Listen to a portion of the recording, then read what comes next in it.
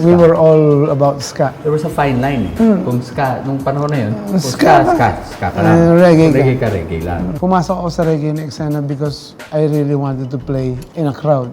Medyo mas passionate kasi ako sa pagsusulat kaysa sa pagtugtog eh. So, it doesn't have to do anything about this genre and shit. More feeling than a genre. Paul Putian, pag-usapan natin ang beginnings ng musical journey mo. So, ano bang nauna? Coffee Break Island or Borracho? Coffee Break, 2001 namin. 2001. Yeah. More on ska. Kasi noong time ng 2001, I was a big fan ng Putres Ska. Okay. So I was following them. Tapos nanonood kami ng mga gigs. Ano yung una mong banda para mabuo ang Coffee Break? Snub Nose. Snub Nose. Anong tunog? Ska? Ska. Pure ska? We were all about ska. Nag-transition kami. Two-tone ska and skinhead reggae yung term nila dun eh. Pero more on yung traditional na reggae. Before commercial reggae. Before Bob Yung Marley. skinhead pa na tunog. So more British sounding ska. Yeah. You would say, right? Sila na yung pinakamalapit na may document na. I Diba? mean, Kasi nung archive. era na yun yung tunog before the American version of ska. Ang layo nung, di ba? Ang layo talaga ng tunog. Tsaka yung edad din.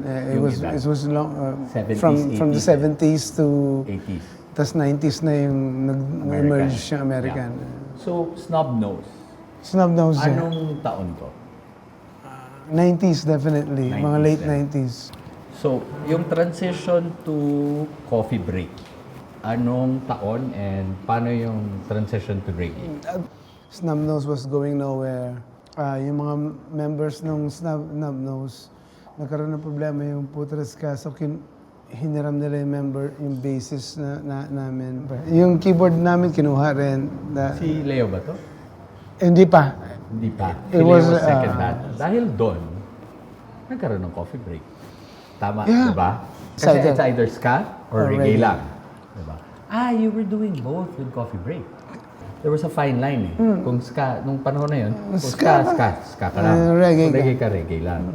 Tapos sila, Papa Doms was still very active noon. And then pure reggae. And mga OGs namin yung mga yan. Of Sila yung course. mga Diba? and they respect reggae and ska. Walang problema. It's the audience and shit.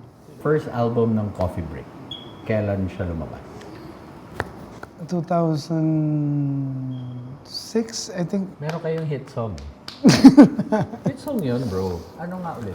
Ang first na nilabas namin doon, it was, I think, Let You Go. May compilation yung EMI. We were invited to join the compilation. Wala pa kami kanta. We wrote the song. I wrote the song right away for that album. Then Saka yun yung era na ano eh, na napaka-pure pa ng compilations, di ba? Pag niyaya ka. Cassette era to eh. Hindi pa CD, or medyo may CD. Hindi, CD na siya. 2006 CD na siya. Pero kami lang yung nagpasa ng demo na cassette. Cassette. Let's talk about Borrachos. Anong year na form? Founding member ka rin, di ba? Yeah. Okay. Yung Borrachos na yung sumunod. After. Okay. 2011 start yung Borrachos. Reggae pa rin siya. Hindi na. It was an escape dun sa... Pumasok ako sa reggae na eksena because I really wanted to play in a crowd. Yung Borrachos, yun yung music ko talaga na trip. Yun yung passionate. Yun yung nasa rock puso. and roll, blues, American music, tapos how the British turned it into their own kind of thing na rock and roll. Pareho pang active? Coffee Break and Borrachos? Nice. How many albums Coffee Break? Tatlo. Tatlo. But we're about to release an album ngayon this year. Fourth album this year. Nice. Congratulations, man. Thank you. Borrachos? Tatlo rin. With the Coffee Break new album, ano yung may expect namin? Nung nakaraan kasi na nilabas namin ang album was sort of a tribute do sa music na trip ko talaga as a songwriter. Sa ska na eksena, ang pinaka-trip ko talaga was the rocksteady na scene. Medyo kalmado lang. Alton Ellis na mga songs, love songs na turned into na ska. Yeah. reggae ska, which is Lovers Rock. Yung third album ng Coffee Break was a tribute to that. Yung Heart Attack na album. Ngayon, itong gagawin namin is gonna be a tribute to yung kinokopya ng Jamaicans when they were doing rocksteady, when they were doing reggae. It was soul music. With that British With sound, that British right? sound. Don't get me wrong, di ba? Ang reggae doon nanggaling, pero the ska talaga came from, correct me if I'm wrong, di ba? Yung tunog talaga ng ska ng Brits, iba eh. Iba talaga. So, yung Coffee Break na bago, yun yung tunog.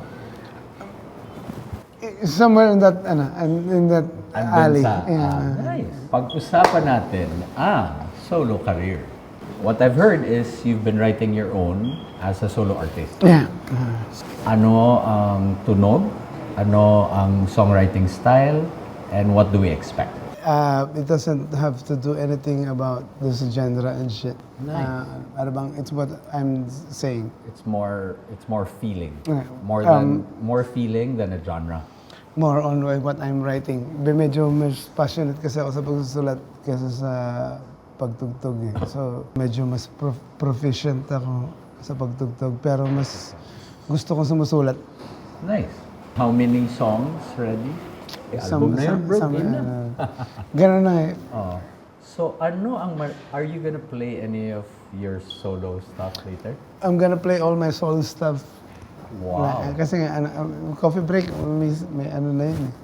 May sarili ng makina yun eh. Okay na yun. I'm gonna promote my shit. It's about time, man. All right. Thank you so much, Paul. Thank you, man. Thank you.